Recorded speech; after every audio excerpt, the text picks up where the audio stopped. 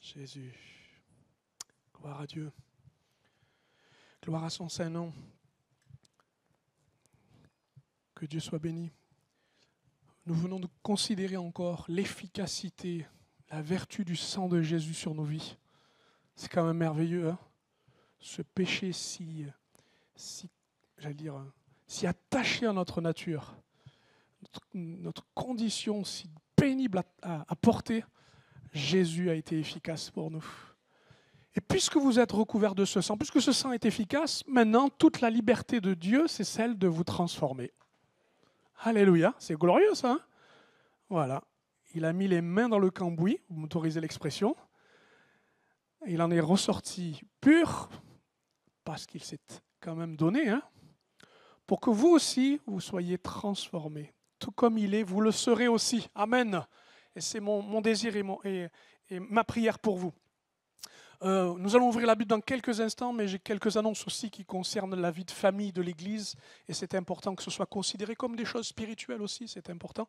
Johannes donc a disparu de la circulation, tout simplement parce qu'il a pris la route, il est allé à Genève, il a été invité pour intervenir. Voilà, Aurélie est restée, mais je pense que les enfants avaient besoin peut-être aussi de...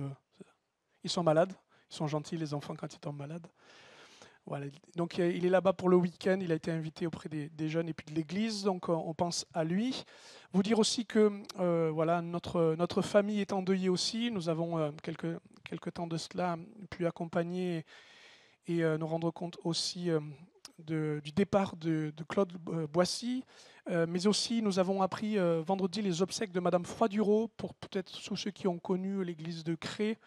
Voilà, les hommes et les femmes fidèles au Seigneur. Notre sœur s'est éteinte voilà, auprès de Dieu. Elle assistait au culte à Montéléger notamment, où nous intervenons.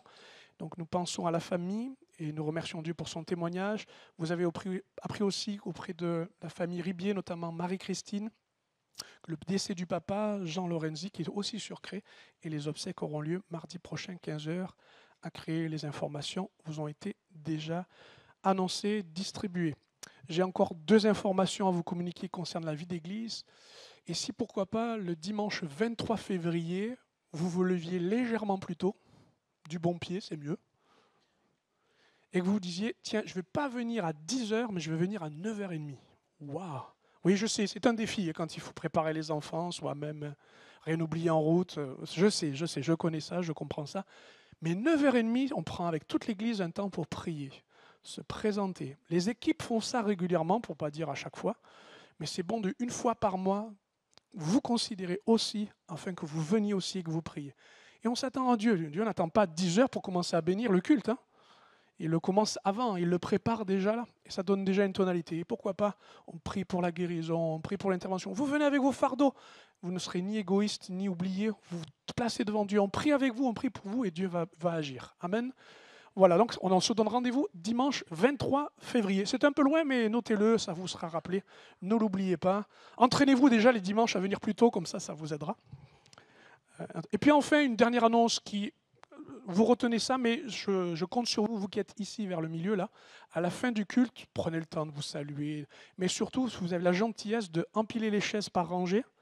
Par rangée, hein, ne les mélangez pas, mais par rangée, vous les empilez bien, vous les rangez sur ce côté-là, puisque nos aînés, l'équipe de l'Amandier et les scouts vont se retrouver le samedi prochain.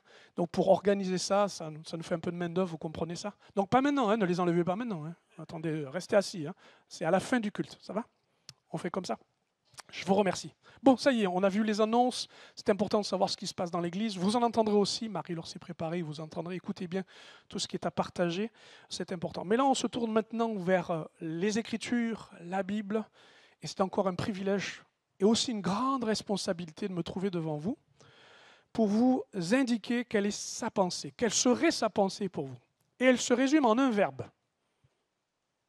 Respire. Respire.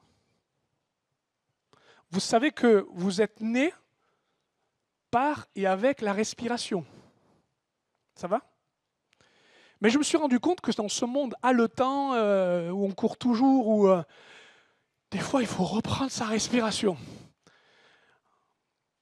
C'est la respiration le signe de la vie.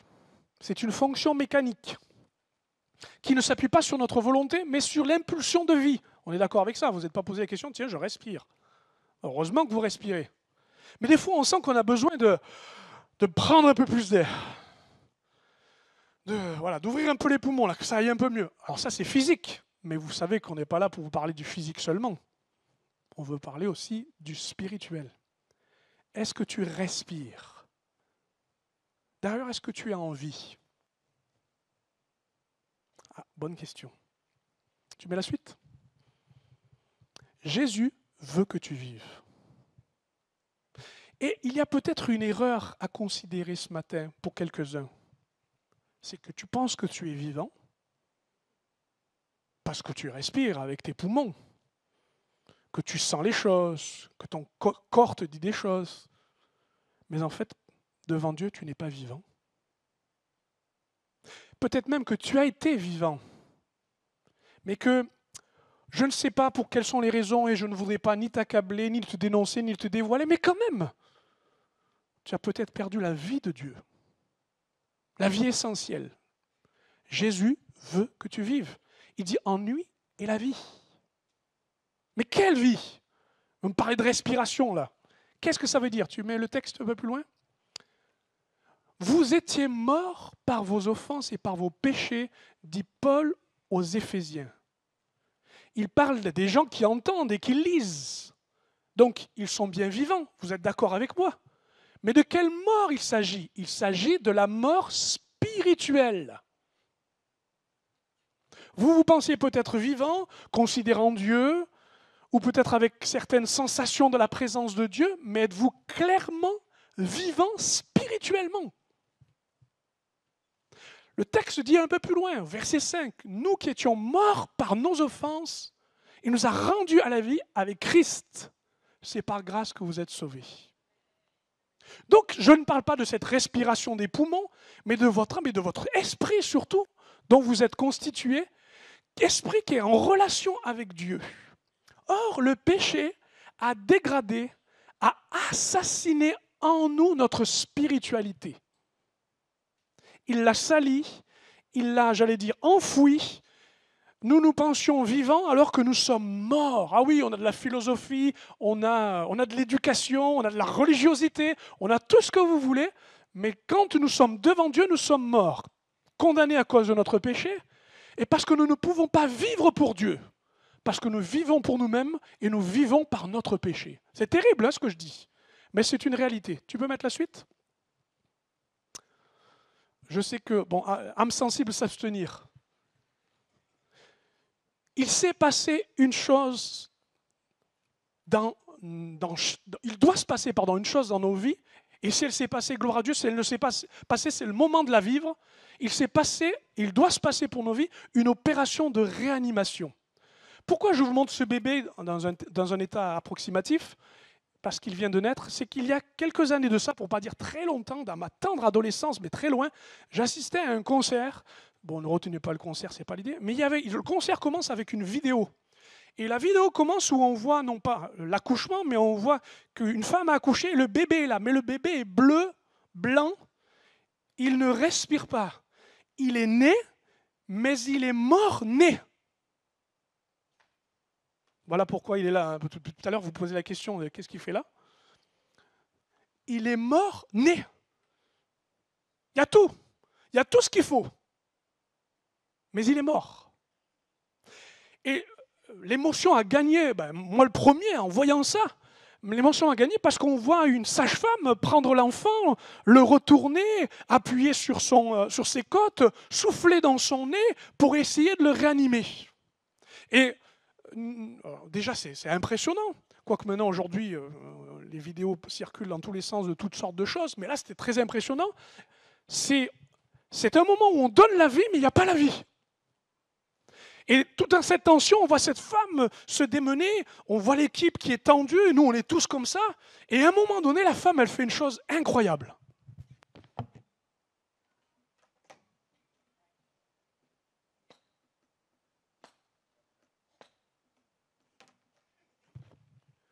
Quand j'ai vu ça, j'ai fait, mais c'est pas possible. Elle donne un coup violent. Et l'enfant d'un seul coup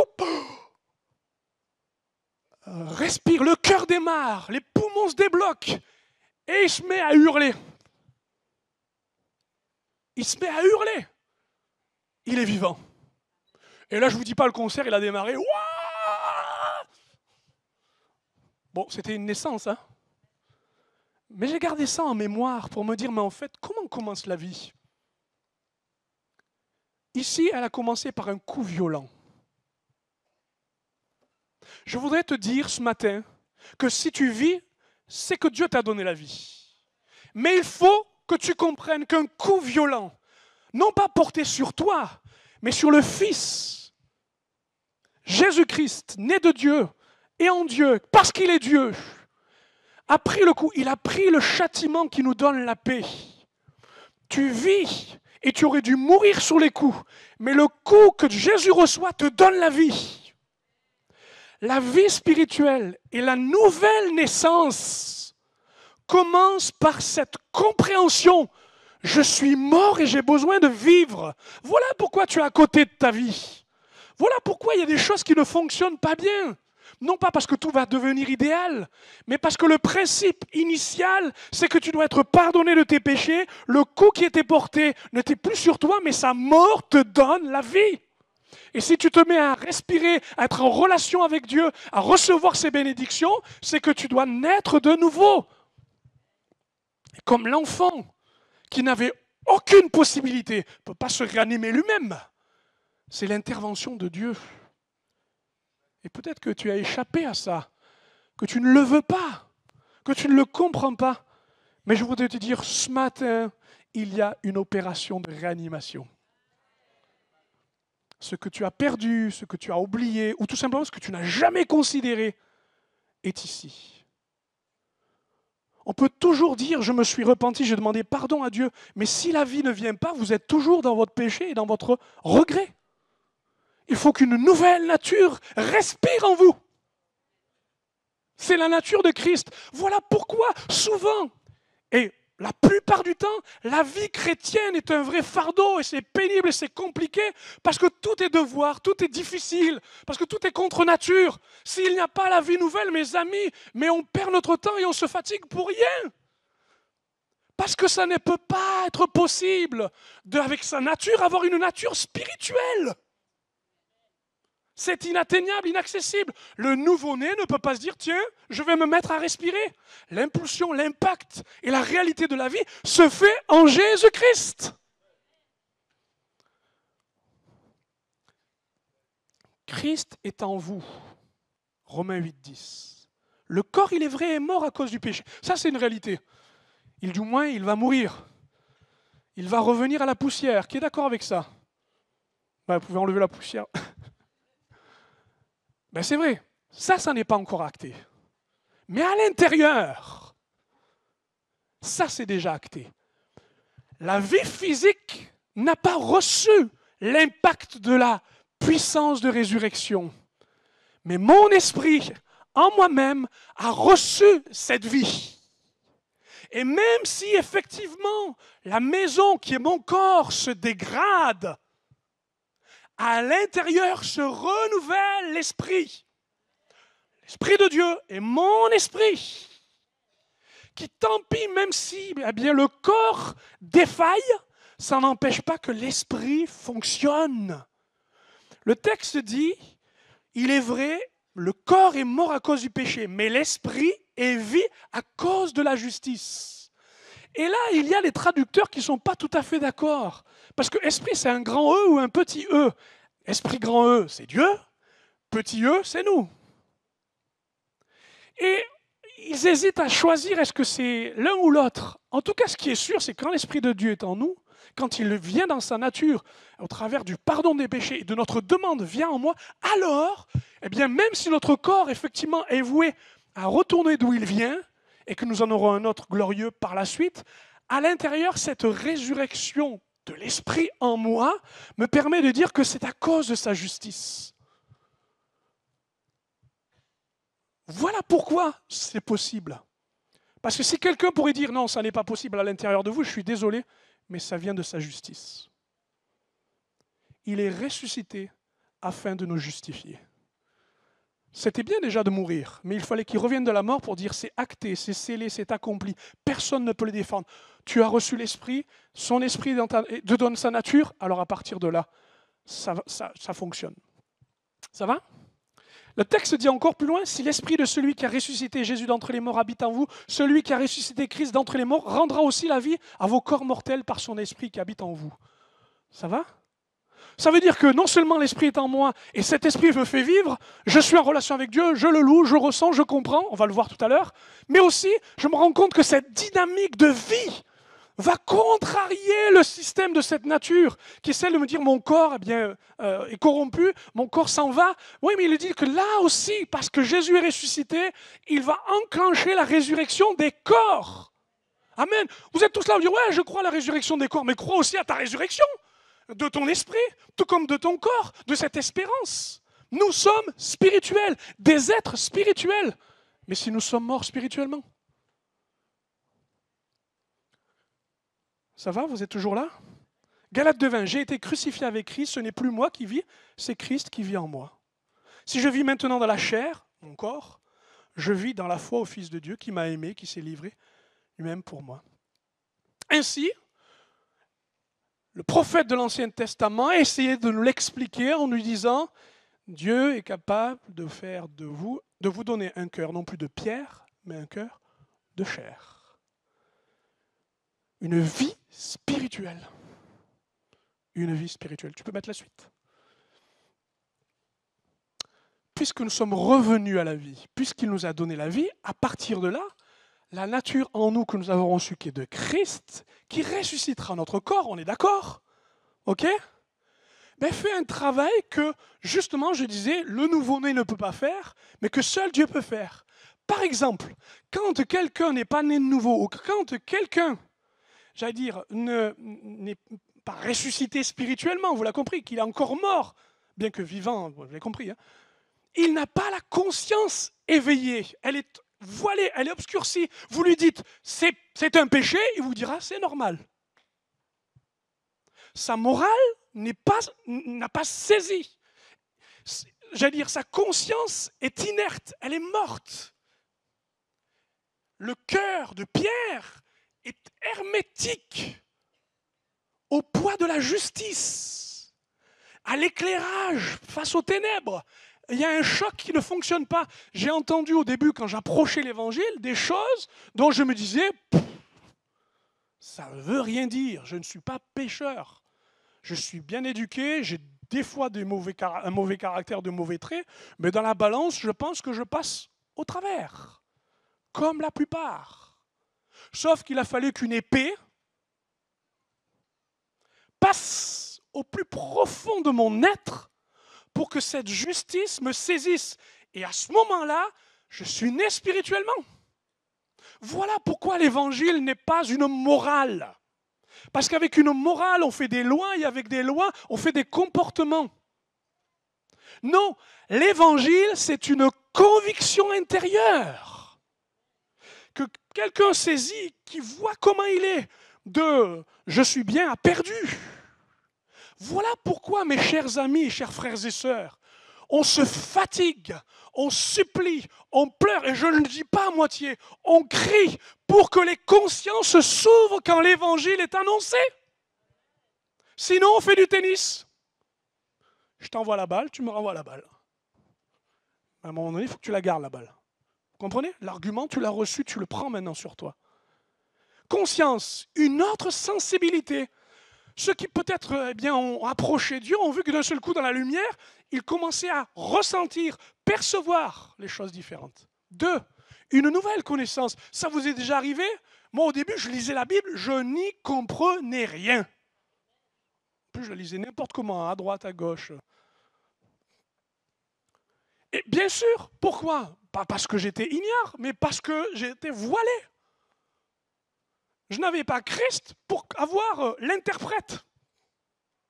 Et voyez-vous, il y a des gens, vous êtes là, à vous abîmer dessus, à vous fatiguer dessus, en les regardant même de haut, enfin, Ils y comprennent rien. Mais arrêtez de les accuser.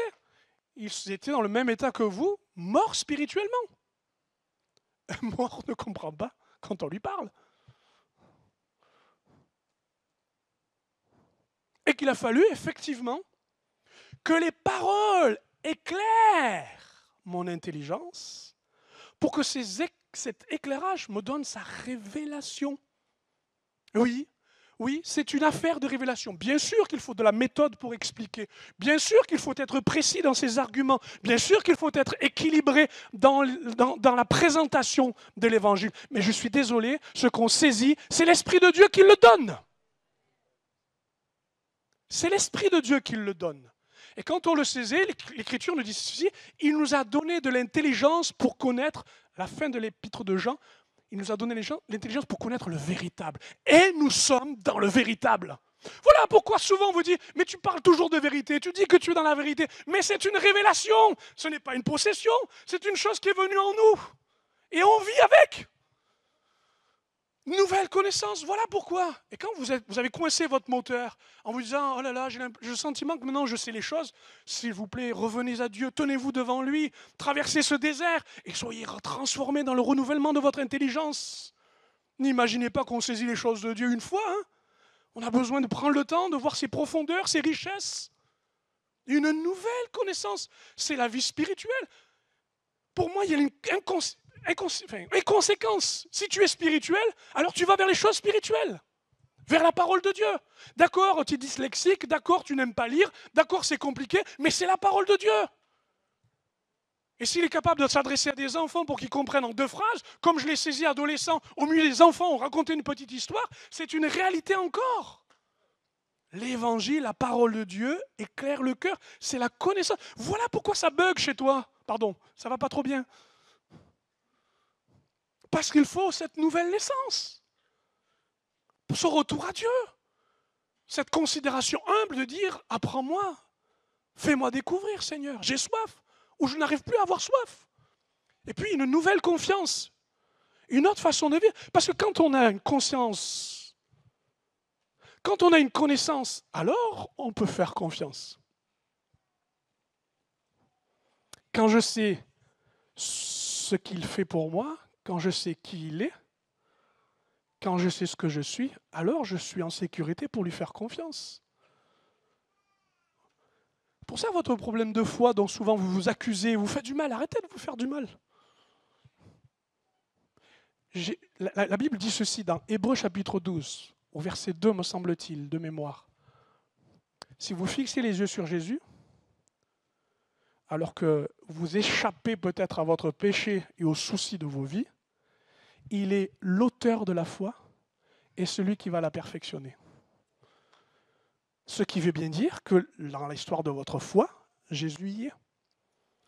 Il est le chef de file, celui qui l'a initié, qui l'a commencé, il veut la terminer pour la rendre parfaite. C'est le travail de Jésus. Bien sûr qu'il faut votre consentement, bien sûr qu'il faut que vous soyez pleinement présent, mais c'est son travail en lui. La foi, ce n'est pas le père ou la mère qui l'a transmise, bien qu'il ait fait une éducation spirituelle, et c'est important. Mais le principe initial de la foi qui dit c'est par la foi que vous êtes sauvés, ça c'est le don de Dieu. Ça c'est le don de Dieu. Chers parents, déblayez le chemin tant que vous pouvez, éclairez, balisez, faites tout ce que vous pouvez, c'est vrai, mais la conversion c'est une histoire de Dieu et de l'enfant. Mais par contre ne rajoutez pas des embûches, hein. Ne les amenez pas ignorer. Alors, je pense à certains qui disent oui mais moi ma spiritualité c'était compliqué, j'ai tâtonné, j'ai cherché, et peut-être que j'ai cru. J'ai cru à des choses, ça m'a donné une connaissance. Je suis allé dans l'occultisme. Je suis allé dans certaines philosophies, plus ou moins bien établies. Je suis sur Internet les conseils d'influenceurs qui m'expliquent comment mentalement je dois réussir dans la vie. Je dois me centrer sur moi-même, centrer sur mes forces, tenir mon corps, réussir. Une pleine réussite en se faisant confiance. Mamma mia. Vous allez vous forger un esprit qui étouffe et qui éteint l'esprit de Dieu. Parce que la force n'est pas là. Parce que l'impulsion de vie n'est pas là. D'ailleurs, c'est mon deuxième point et dernier point. Enfin, presque dernier point. Respire. Non, vas-y, vas-y. Jésus veut que tu prennes son souffle. Et là, je ne m'adresse pas simplement à celui qui est né de Dieu, qui a besoin d'être de Dieu et de vraiment laisser la vie de Dieu, sa nature. Et pour cela, je vous conseille, et nous le ferons, de faire cette prière où demander pardon, en laissant tout le pardon de Dieu dans votre vie se manifester. Et puis faire cette prière qui est celle de la prière de la conscience, pardon Seigneur. Puis ensuite, la prière de la connaissance. Je veux t'accepter dans ma vie, je veux savoir qui tu es et que tu sois dans ma vie. Pour qu'ensuite tu fasses faire une prière de foi en disant maintenant je veux vivre pour toi. Les 3 aspects que je viens de dire sont 3 prières. Prière de conscience, de connaissance et de foi. Et je vous assure, puisque vous avez ici des prototypes, comme je le suis, que ça fonctionne. Parce que nous ne sommes plus les mêmes. Bon, d'accord, on a à peu près la même chose ici, mais dedans, c'est pas pareil. Je reviens à ça. Jésus veut que tu prennes son souffle. Je veux m'adresser à ceux qui sont un peu essoufflés en ce moment-là. Parce que ça va vite. Hein. M'adresser à ceux qui cherchent leur souffle parce que c'est du sport quand même la vie. Hein. Des montées, des descentes. Qui est d'accord avec ça? Ah ouais, c'est pas facile. Hein. Mais ce qui est beau, ce qui est bien, c'est qu'il nous dit que non seulement l'esprit nous donne sa nature parce que vous l'avez vu, hein, il nous rend sensibles et autres, mais il nous donne aussi une capacité intérieure, celle qui ressemble tellement à Jésus. C'est d'avoir tout simplement son rythme cardiaque, son rythme de vie, son influence, son esprit. Tu peux mettre? Jésus veut que tu respires son souffle, malgré le manque de temps. Oh là là. Vous êtes d'accord avec moi qu'il y a un problème en ce moment, c'est que ça va de plus en plus vite. Oh, c'est une banalité ce que je dis. Je dis mais ça va trop vite. Ça va trop vite. J'arrive pas à suivre mes mails, moi. Ils vont trop vite. Apparemment, ils se disent tous, venez tous en même temps. Je sais pas vous, hein, mais on est déjà dimanche. Mais c'était lundi. Où est passée la semaine? Qu'est-ce qui s'est passé? C'était une semaine de prière. C'est pour ça. Ah oui, c'était une semaine de prière. C'est ça. Ça manque de temps. Ce que j'aime dans la nature de Dieu, c'est que toute sa puissance et sa sécurité résident dans le fait que Dieu prend son temps. C'est incroyable. On s'inquiète, on s'agite, mais lui, il prend son temps. Vous avez vu, par exemple, comment les disciples ont reçu le Saint-Esprit? On ne leur a pas dit, il faut absolument que tu fonces à Jérusalem. Après que tu ailles à Bethléem. Et ensuite, tu vas à Jéricho. D'accord? Parce que là, il y a trois conférences. Il y a le feu là-bas. Vas-y, ça va tomber. Cours, vite. Trop tard. Oh mince, va là-bas, vite. Je n'ai rien contre ces conférences, je n'ai rien contre ces moments où vraiment Dieu est là, parce que Dieu agit. J'en suis persuadé. Je ne suis pas là pour... Pas du tout ça. C'est juste la conception qu'on a des rendez-vous avec Dieu. Là, il nous est dit qu'ils ont reçu en conviction, c'est une parole de Jésus, attendez. Attendez. Ah, voilà où est le problème. Parce que nous, quand on respire, on veut respirer pour aller plus vite. Pas vrai? J'ai repris mon souffle, c'est reparti. Vous savez, comme les gens qui font un burn-out, qui se disent, ça va mieux, j'y vais encore plus fort. Hop. Je suis en train de vous dire, quoi? Oui. Le battement du cœur de Dieu bat au rythme de l'esprit. Et l'esprit, quand il dit attends pour recevoir, il faut attendre. Quelle que soit l'impatience, l'inconfort que ça vous demande, il faut attendre. Mais quand le Saint-Esprit se manifeste avec puissance, vous allez gagner du temps. Parce que plutôt de rassembler les 3000 personnes, de leur expliquer, de faire des disciples, ils ont entendu une seule fois l'Évangile et à une seule fois, ils se sont donnés à Dieu. Par la puissance du Saint-Esprit. Amen. Et je pense que c'est intéressant que quand vous recevez l'Esprit, c'est une chose d'avoir sa nature. C'est une autre aussi d'avoir le baptême du Saint-Esprit. D'être rempli du Saint-Esprit. C'est au-delà de notre nature. Là, il s'agit d'une capacité. Un autre poumon, si vous préférez. Une autre respiration.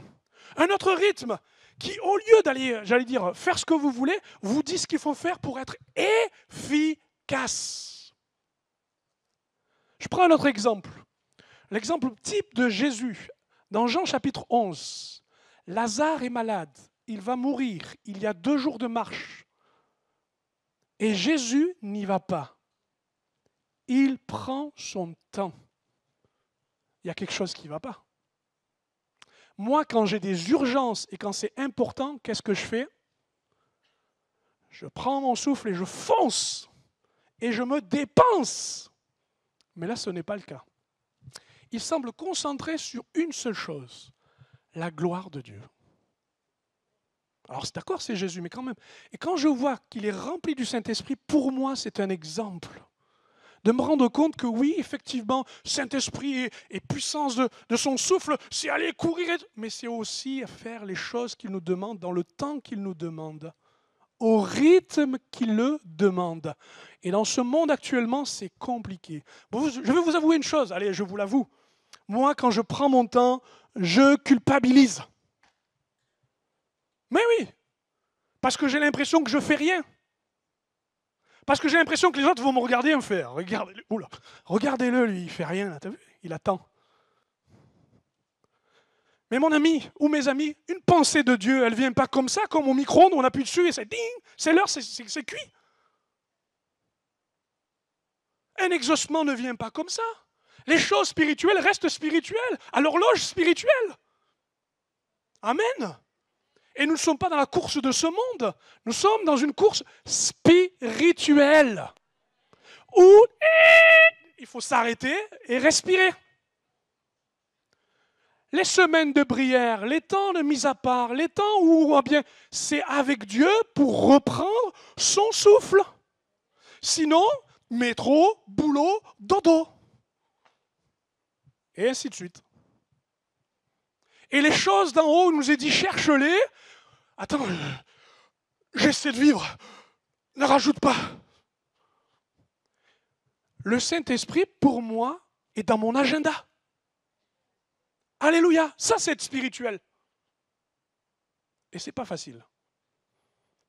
Amen, oui, j'entends. Et c'est pas facile. Mais c'est ça. Prends le souffle de Dieu. Respire avec Dieu. Prends le rythme de son souffle. Et de te rendre compte que c'est lui qui est dans la marche avec toi. Malgré le manque de temps. Et puis la deuxième chose, c'est malgré le manque de moyens. Tu l'as? Ouais, super. Merci beaucoup. Je vais, pour rentrer dans le sujet, je prends le texte de le premier livre des rois, au chapitre 18. Nous sommes dans un temps particulier, c'est le prophète Élie qui a demandé est-ce qu'il y a plu alors qu'il y a eu un temps de sécheresse. Et vraiment, Élie confirme la prière qu'il a reçue de Dieu pour que la pluie descende. Ça vous dit quelque chose? Et puis il nous a dit qu'il est avec Akab. Et quand la pluie commence à descendre, il y a deux courses qui vont aller. Il y en a un, c'est le roi, il est sur son char. Et il est sur ses deux jambes. Je vous lis le texte. Un peu d'instant, le ciel s'obscurcit par les nuages. Vous savez, c'est le petit nuage qui désignait que la pluie venait. Le vent s'établit. Il y eut une forte pluie. Akab monta sur son char et partit pour Jezreel. Et la main de l'Éternel fut sur Élie, qui se saignit les reins, c'est-à-dire qu'il a attaché donc sa robe, son vêtement, et courut devant Akab jusqu'à l'entrée de Jezreel. Il courut. J'ai bien vu, je l'ai lu avec vous, attendez. Il courut devant Akab. Mais il avait combien de chevaux dans le moteur, Élie, pour aller aussi vite? En fait, très clairement, on veut tous demander le souffle de Dieu, sa respiration, on veut tous avoir sa puissance. Et on lui dit, Seigneur, que je puisse avancer et foncer comme dans un char. Parce que dans un char, ça roule. C'est confortable, enfin moyennement, mais c'est confortable, plus que la marche. Qu'est-ce qu'il y a d'autre? Non seulement c'est confortable, qu'est-ce que j'ai noté? Alors attendez. C'est confortable, oui, et je ne l'ai pas noté ici, si. On a le contrôle, on contrôle son char, on le dirige, et puis c'est une force constante, quoi. Ça persévère sans se fatiguer. Au-delà de cette image-là, je pense que souvent, on veut l'Esprit de Dieu en lui disant « ta puissance, ta force ». Or, Dieu dit « ce n'est ni par la puissance, ni par la force, mais par mon esprit ». En fait, j'aime beaucoup. En fait, Élie a pris le char à un moment donné, mais dans le ciel, où toute la puissance s'est manifestée. Il a été enlevé au ciel. Mais je suis désolé, la vie de l'esprit, ce n'est pas monter dans un char, c'est descendre du char. Parce que ce ne sont pas avec les moyens naturels, avec les conceptions humaines, avec les systèmes humains que ça fonctionne. C'est la marche par l'esprit. C'est la course par l'esprit. C'est le combat de la foi par l'esprit. C'est la prière par l'esprit, mais pas le char.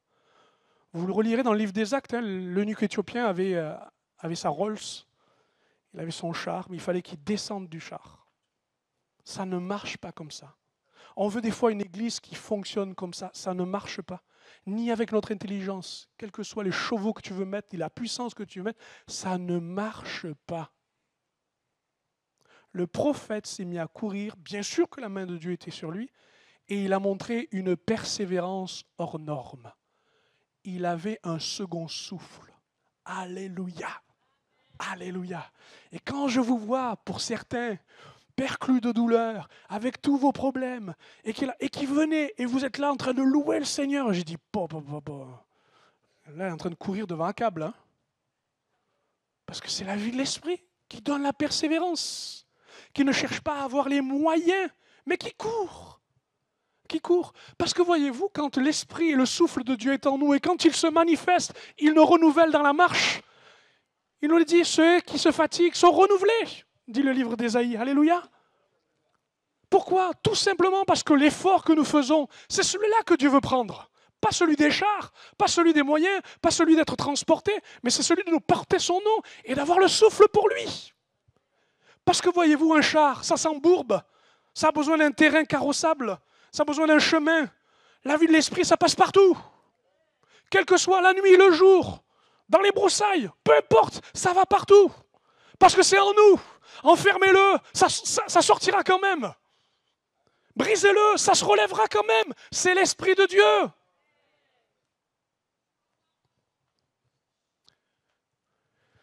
Il y en a un qui est d'accord avec moi. Alors s'il vous plaît, arrêtez de dire je manque de moyens, on n'est pas assez nombreux, on n'a pas assez d'argent, on n'a pas assez de force, je n'ai plus l'âge pour ça. Toutes ces choses ne sont rien quand l'Esprit de Dieu veut faire son travail. Nous sommes dans nos calculs, à tenir nos rênes pour savoir si le char va aller plus loin. Descendez du char et avancez maintenant. Enfin, c'est un conseil. Je termine. Vas-y. Respire. Je crois que trop souvent, on a l'impression que quand on respire avec Dieu, on respire avec une bouteille. Vous savez, une bouteille, ça veut dire que vous pouvez respirer avec, mais à un moment donné, ça se vide. Est-ce que vous pensez que Dieu peut juste vous donner une bouteille pour respirer? Est-ce que, je vais le dire autrement, et que vous prenez l'image que je vais essayer d'utiliser, est-ce que vous croyez que vous avez le droit de limiter Dieu? Ah oui, quand on le considère lui, on est tous là à dire, alors il est sans limite. Mais quand il s'agit de notre propre vie et de notre propre façon de vivre, et là on commence à dire, ouais mais attends, tu sais Seigneur, moi je suis particulier quand même.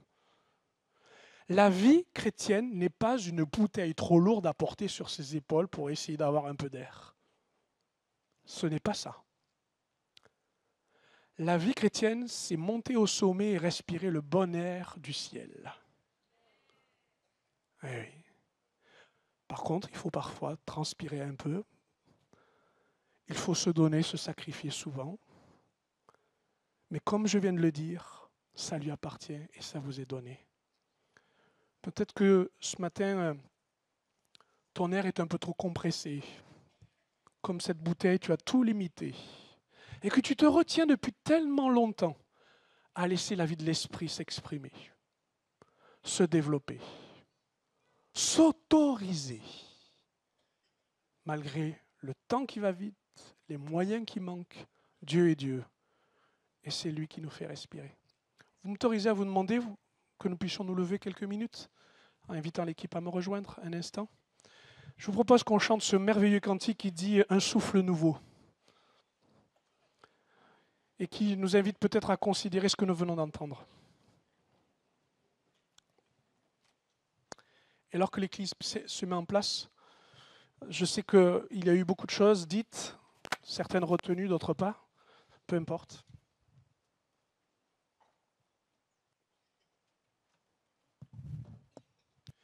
Mais il est important que solennellement, j'invite quelqu'un à recevoir le coup qui aurait dû être mortel, mais qui sauve. À quelqu'un de lui dire maintenant, né de nouveau, reçois la vie nouvelle en Christ. C'est louable de vouloir résister au péché, c'est louable d'essayer d'avoir une moralité. Mais ça ne peut rien quand Dieu ne nous donne pas ses dispositions de cœur, sa volonté. C'est un combat inégal. Mon ami, et peut-être même mon frère ou ma sœur, toi qui as laissé éteindre ce qui était essentiel, la vie de Dieu dans sa victoire. Comme un nouveau-né, je veux vivre ce miracle d'adolescent, de voir qu'il est possible encore de naître de nouveau. Et de voir qu'il est possible aussi de suivre Dieu, non pas par le sens du devoir, mais par le souffle de Dieu. Je suis d'accord, on ne sait pas où va le vent. On ne sait pas comment Dieu peut souffler au point que l'on fasse demi-tour et que l'on ait une vie au contraire de ce que l'on est. Mais le miracle de Dieu, il existe encore au milieu de nous. Et Dieu veut le faire.